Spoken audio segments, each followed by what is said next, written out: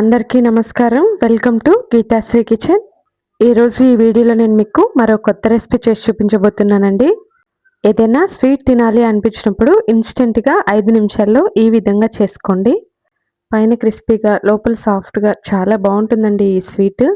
ఈ స్వీట్ని ప్రిపేర్ చేసుకోవడానికి ఎక్కువ పదార్థాలు కూడా అవసరం లేదండి. ఇంట్లో ఉన్న వాటితో ఈజీగా ప్రిపేర్ చేసుకోవచ్చు.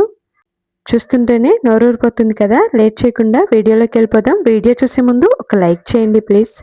ముందుగా ఒక మిక్సీ జార్ తీసుకొని అందులోకి అరకప్పు వరకు పంచదారను వేసుకోవాలండి. ఇప్పుడు ఈ పంచదారనంతా కూడా ఈ విధంగా మిక్సీ పట్టేసి ఏదైనా ఒక గిన్నెలోకి వేసుకోవాలి. ఇందులోకి 1 టేబుల్ స్పూన్ వరకు సుజీ రవ్వను వేసుకోవాలండి. ఇప్పుడు ఇందులోకి 1 కప్పు వరకు గోధుమ పిండిని వేసుకోవాలండి. అదే కప్పుతో అరకప్పు వరకు ఇక్కడ నేను పొడి బియ్యం పిండి వేసుకుంటున్నానండి. ఇప్పుడు ఇందులోకి 1 కప్పు అలాగే పావు కప్పు వరకు నీళ్లు వేసుకోవాలండి. మరీ ఎక్కువ వేసుకున్నామంటే కన్సిస్టెన్సీ అనేది లూజ్ అయిపోతుంది. ఇలా సుజీ రవ్వ వేసుకోవటం వల్ల మధ్యలో క్రిస్పీగా వచ్చి కరకరలాడుతూ ఉంటాయండి.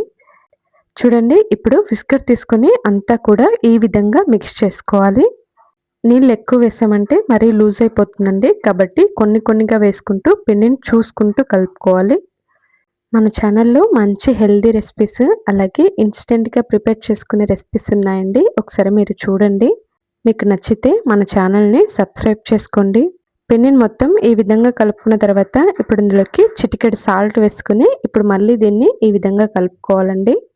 పిండి కన్సిస్టెన్సీ అనేది ఇక్కడ నేను చూపిస్తున్న విధంగా ఉంటే సరిపోతుందండి. మరీ లూజ్గా అవసరం లేదు, అలాగని మరీ థిక్గా అవసరం లేదు.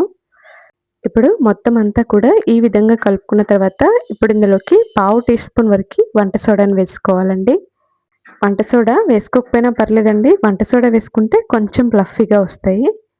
ఇప్పుడు ఈ వంట సోడా మొత్తం కలిసే విధంగా కలుపుకోవాలి. ఇక్కడ నేను మళ్ళీ చూపిస్తున్నాను చూడండి. పిండి కన్సిస్టెన్సీ అనేది ఈ విధంగా ఉంటే సరిపోతుంది. ఇక నేను ఈ స్వీట్కి బ్యాటర్ ప్రిపేర్ చేసుకుంటున్నప్పుడే ముందుగానే స్టవ్ పైన ఆయిల్ పెట్టేసుకున్నానండి. ఆయిల్ పెట్టేసి ఆయిల్ లైట్గా హీట్ అయిన తర్వాత ఇప్పుడు పిండిని ఈ విధంగా గరిటెతో తీసుకొని ఈ విధంగా వేసుకోవాలండి. మీరు కొంచెం పెద్ద సైజులో కావాలన్నా కూడా ప్రిపేర్ చేసుకోవచ్చు. నేను మాత్రం ఇక్కడ చిన్నవిగా ప్రిపేర్ చేసుకుంటున్నానండి. ఈ విధంగా వేసుకున్న తర్వాత ఇప్పుడు దీనిపైన ఆయిల్ అంతా కూడా ఈ విధంగా చల్లుకోవాలండి. పిండి వేసిన తర్వాత స్టవ్ని లో ఫ్లేమ్లో ఉంచుకొని కుక్ చేసుకోవాలండి. అప్పుడే మనకి మంచి కలర్ వస్తాయి, అలాగే టేస్ట్ కూడా బాగుంటుంది. స్టవ్ని లో ఫ్లేమ్లో ఉంచుకొని రెండో వైపుకి తిప్పుకొని ఈ విధంగా ఆయిల్ వేసుకుంటూ ఫ్రై చేసుకోవాలండి.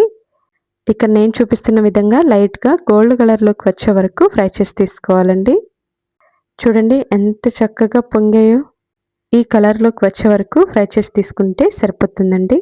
అంతేనండి, గోధుమ పిండితో స్వీట్ రెడీ అయిపోయింది. చూడండి ఎంత చక్కగా ఉన్నాయో. దీని మధ్యలో పిండి కూడా లేకుండా ఫ్లఫీగా వచ్చి బాగా పొంగి బాగా చక్కగా ఫ్రై అయిపోయి ఉంటుందండి. పైన క్రిస్పీగా లోపల సాఫ్ట్గా చూడండి ఎంత బాగున్నాయో. ఈ వీడియో మీకు నచ్చితే ఒక లైక్ చేసి మన ఛానల్ని సబ్స్క్రైబ్ చేసుకోండి.